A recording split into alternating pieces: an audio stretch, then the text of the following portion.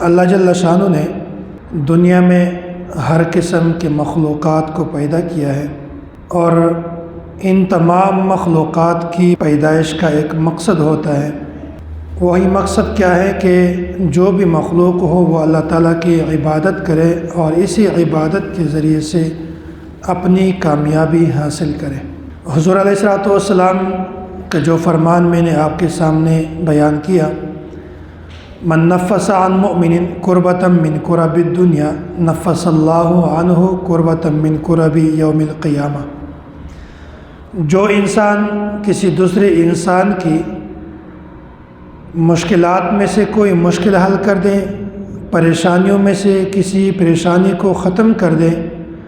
ان کی بے چینیوں میں سے کسی بے چینی کو دور فرما دے، نفس اللہ عنہ کربۃ من کرب یوم القیامہ،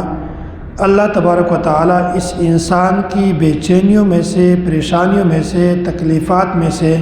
ایک تکلیف اور ایک بے چینی کو ختم کر دیں گے۔ قیامت والے دن اللہ تعالیٰ اس بندے پر آسانی فرمائیں گے، چاہے وہ پریشانی آپ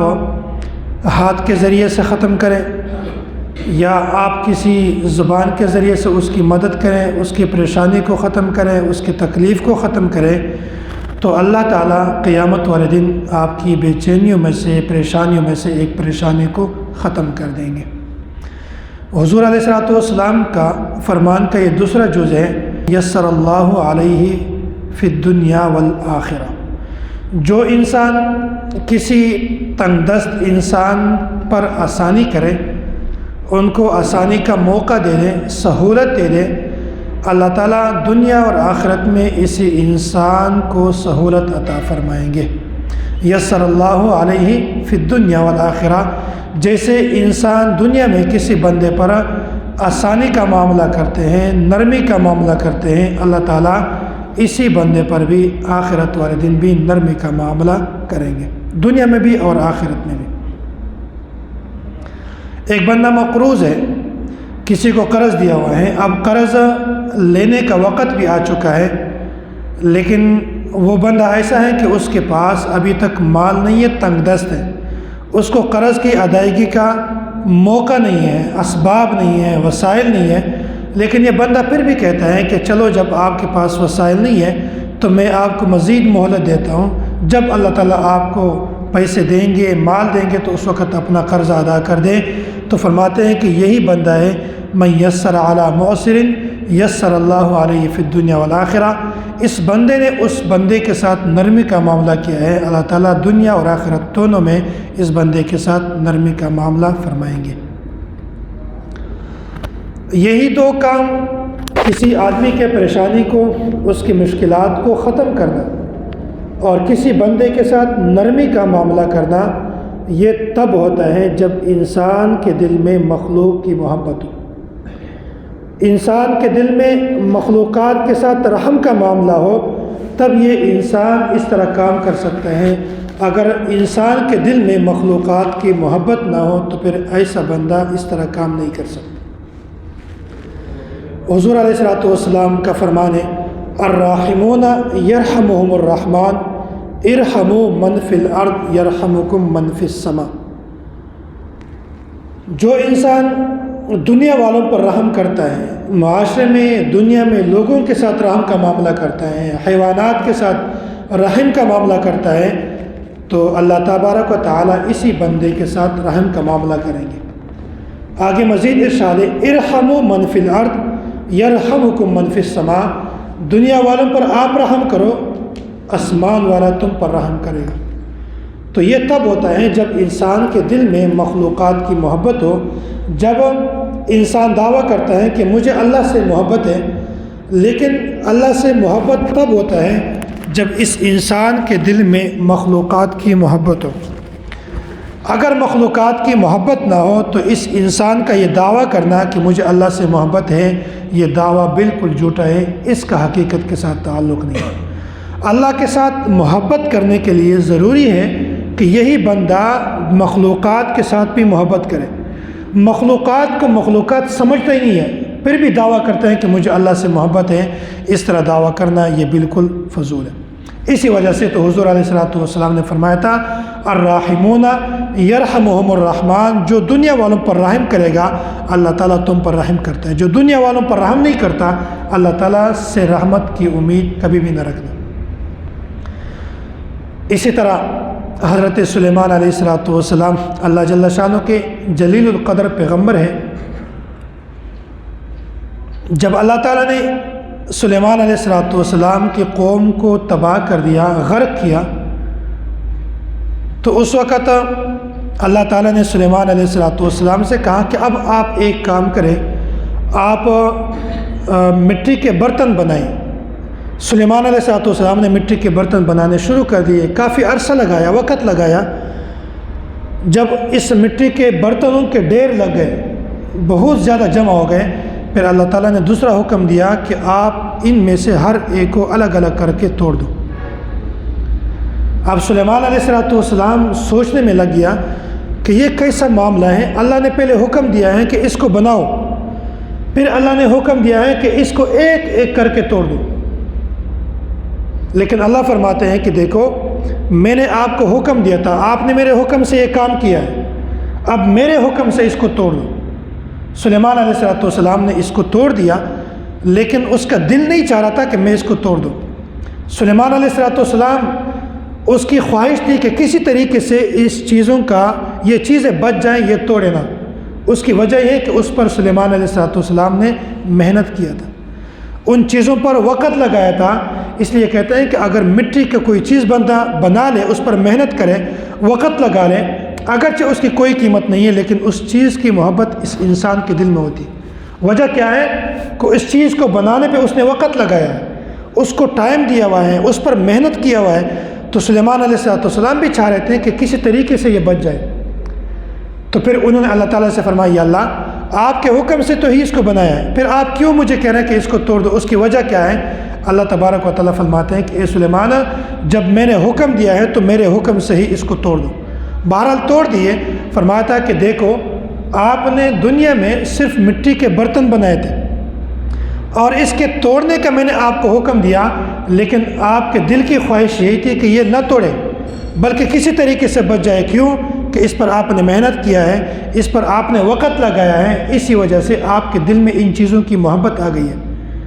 تو جب آپ نے ایک مرتبہ مجھے کہہ دیا کہ یا رب لا تذر علی الارض من الکافرین دیارا، یا اللہ یہ لوگ نافرمان ہیں، ان میں سے ہر ایک پکڑ پکڑ کر تباہ کر دیں،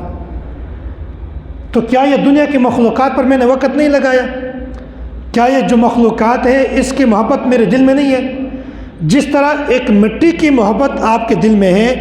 آپ کو ناگوار گزرا کہ کیوں اس کے توڑنے کا مجھے کہہ رہے ہیں، تو اسی طرح دنیا میں جو مخلوقات ہیں یہ بھی میرے مخلوقات ہیں، یہ بھی میں نے بنایا ہے، اس پر میں نے وقت لگایا۔ تو جب آپ نے کہہ دیا میں نے آپ کے ایک مرتبہ کہنے سے سب کچھ توڑ دیا، کیا میرے دل میں ان چیزوں کی محبت نہیں ہے؟ تو یہ ہے کہ اللہ تبارک و تعالیٰ کے دل میں مخلوقات کی محبت ہے۔ تو اللہ جل شانہ فرماتے ہیں کہ دیکھو آپ نے ایک مرتبہ کہہ دیا، میرے سارے مخلوق کو تباہ کر دیا، غرق کر دیا، کیوں؟ آپ کا حکم تھا، لیکن میرے دل میں اس کی محبت ہے۔ اس کی یہی مثال ہے کہ میں نے آپ کو مٹی کے برتن بنانے کا کہا، لیکن اس کی تو کوئی اوقات ہی نہیں ہے، آپ نے بنایا ہے اس کو، آپ نے اس پر وقت خرچ کیا گیا ہے، ٹائم لگایا ہے، لیکن پھر بھی جب میں نے توڑنے کا کہا تھا آپ کا دل یہ چاہ رہا تھا کس طریقے سے یہ بچ جائے، کیونکہ اس کے دل میں اس چیزوں کی محبت ہوتی ہے۔ تو جیسے اللہ تعالیٰ ہم سے محبت کرتے ہیں، ہم بھی چاہتے ہیں کہ ابھی رمضان المبارک کا مہینہ آ رہا ہے، ہم اس مہینے میں خصوصاً اللہ تبارک و تعالیٰ کے احکامات پر عمل کریں۔ حضور علیہ الصلوۃ والسلام نے ہمیں جن چیزوں کا حکم دیا ہے ہم اس پر عمل کریں، جن چیزوں سے منع کیا ہے تو ہم اس سے باز آ جائیں۔ اسی طرح ایک بزرگ جنید بغدادی رحمۃ اللہ علیہ بہت بڑے بزرگ گزرے ہیں، یہ ایک مرتبہ دریائے دجلہ کے کنارے پر جا رہا تھا، ویسے تو انہوں نے دیکھا کہ اس دریا کے ایک کنارے پر کشتی گزر رہی ہے، اس کشتی میں کچھ قسم کے لوگ تھے جو بہت ہی فضول قسم کے لوگ تھے، گناہ گار لوگ تھے، اور گانے بجا رہے تھے اور فضولیات میں لگے ہوئے تھے۔ تو یہ یہاں سے گزر رہے تھے، جنید بغدادی رحمۃ اللہ علیہ کو انہوں نے دیکھا، دیکھنے کے بعد انہوں نے حضرت کے بارے میں بہت گھٹیا قسم کے جملے کہے۔ ظاہر بات ہے جب ایک بندہ فضول کاموں میں لگا ہو، اس کے پاس سے کوئی بندہ گزرتا ہو تو یہ اس کو بہت معیوب سمجھتا ہے، اس پر جملے کستے ہیں، اس کے بارے میں مختلف قسم کی باتیں کرتے ہیں۔ تو یہ آج جنید بغدادی رحمۃ اللہ علیہ نے جب ان کی باتوں کو سنا تو حضرت کے ساتھ ایک اور شاگرد بھی تھے، تعلق والے تھے، اس نے کہا تھا کہ حضرت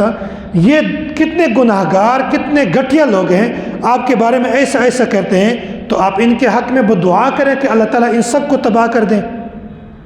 جنید بغدادی رحمۃ اللہ علیہ کے دل میں تو اللہ کی محبت ہے۔ میں نے قاعدہ بتایا تھا کہ جو بندہ دعویٰ کرے کہ اللہ کے ساتھ مجھے محبت ہے، مخلوق کے ساتھ بھی محبت ہونی چاہیے۔ اس نے کہا چلو میں دیکھتا ہوں۔ اب اس نے ہاتھ اٹھائے، اب بد دعا نہیں کر رہا، ان کے حق میں دعا کر رہے کہ یا اللہ جو دنیا میں یہ کام کر رہے ہیں، جس کام کی وجہ سے یہ خوش ہیں، یا اللہ دنیا میں ان سے ایسے کام کروا دیں کہ اس کام کی وجہ سے دنیا میں اور آخرت دونوں میں ان کو خوشی مل جائے۔ یہی تو حضرت کی دعا ہے کہ اللہ تعالیٰ اس بندے سے ایسا کام کروائے کہ آخرت میں بھی خوش رہیں، اور آخرت میں خوشی جو ہے وہ جنت ہے، اور جنت میں جانے کا ذریعہ نیک اعمال ہیں، اچھی صحبتیں ہیں، اچھے کام ہیں۔ تو جنید بغدادی رحمۃ اللہ علیہ کے کہنے کا مقصد یہی تھا کہ یا اللہ جس طرح یہ لوگ دنیا میں کام کرتے ہیں خوش ہیں، گانے بجاتے ہیں خوش ہیں، یا اللہ دنیا میں ان سے ایسے نیک کام کروائیں کہ اس کی وجہ سے آخرت میں بھی یہ خوش رہیں۔ تو یہ ہے حضرت کہ جس بندے کو اللہ سے محبت ہوتا ہے وہی بندہ مخلوقات سے بھی محبت کرتا ہے، لیکن اگر مخلوقات میں سے کس سے محبت نہ ہو تو ان کا یہ دعویٰ کرنا کہ مجھے اللہ سے محبت ہے، اس کی کوئی حقیقت نہیں۔ میں نے ایک موقع پر یہ بتایا تھا کہ اگر انسان دنیا میں گناہ کا کام کرتا ہے تو اس کے گناہ پر خوش ہونا، اس کے گناہ پر ناراض نہ ہونا، اس کے گناہ پر پریشان خفا نہ ہونا، یہ بھی ایک قسم کا گناہ ہے۔ ایک بندہ گناہ کا کام میں مبتلا ہے تو آپ اس بندے کی ذات کو معیوب نہ سمجھو، بلکہ اس کے گناہ کو معیوب سمجھو۔ آپ اس بندے کی ذات سے نفرت نہ کرو بلکہ اس کے گناہ سے نفرت کرو۔ میں اس کی ایک مثال دیتا ہوں۔ ڈاکٹر کے پاس اگر کوئی مریض جائے تو ڈاکٹر مریض کو دیکھ کر اس سے نفرت کرتے ہیں کہ تم کیوں بیمار ہوئے ہو، تم کیوں بیمار پڑے ہو، جاؤ یہاں سے، یہاں کیا ضرورت ہے۔ ڈاکٹر کبھی بھی مریض سے نفرت نہیں کرتا بلکہ اس پر ترس کھا کر اس کا علاج شروع کر دیتے ہیں۔ تو ایسے ہی جب انسان گناہ میں مبتلا ہوتا ہے، ایک ہوتا ہے جسمانی بیماری، ایک ہوتا ہے روحانی بیماری۔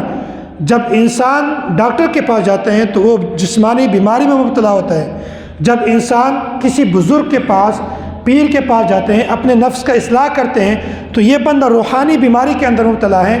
جیسے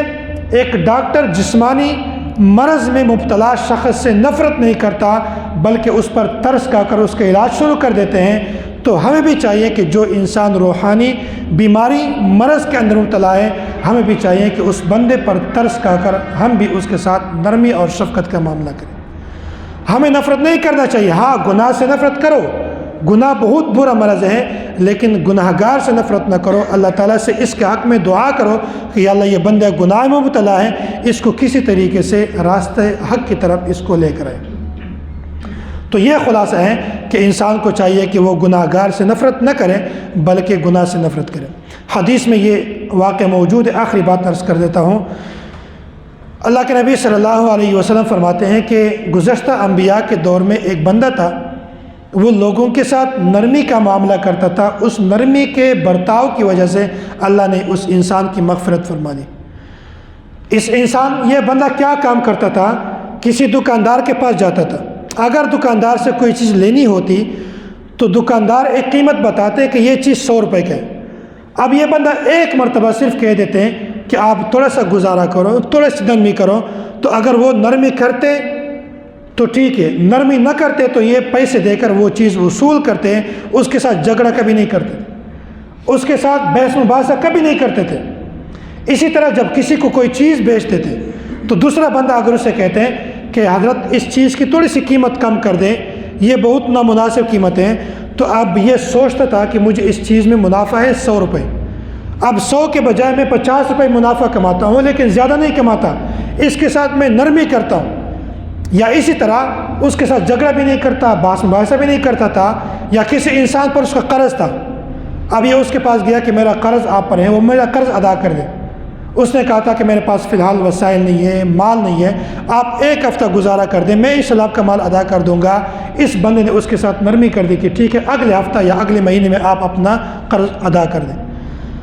اب جب یہ اللہ تعالیٰ کے حضور کے سامنے اس بندے کی پیشی ہوئی تو اللہ تبارک و تعالیٰ نے ان سے کہا کہ دنیا میں آپ نے رہ کر مخلوق کے ساتھ نرمی کا معاملہ کیا ہے، مخلوق کے ساتھ آپ نے سہولت والا معاملہ کیا ہے، لہٰذا میں آپ پر نرمی کرنے کا زیادہ حقدار ہوں۔ جس طرح دنیا نے آپ نے لوگوں پر نرمی کی ہے، لہٰذا اب آخرت میں آپ پر زیادہ نرمی کرتا ہوں۔